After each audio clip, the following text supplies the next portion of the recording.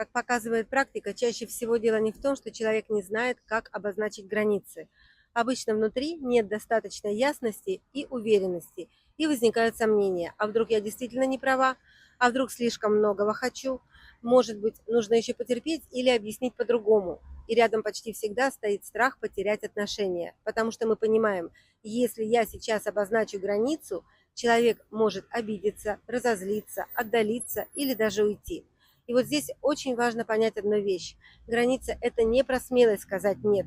Границы начинаются с внутренней ясности, когда вы точно знаете, что для вас неприемлемо, почему это неприемлемо, и что вы будете делать, если ситуация повторится. Потому что пока внутри есть сомнения, мы продолжаем искать идеальные слова, чтобы нас поняли. А когда появляется внутренняя ясность, слова уже становятся не самым главным. Главным становится уважение к себе и готовность действовать в соответствии со своими ценностями.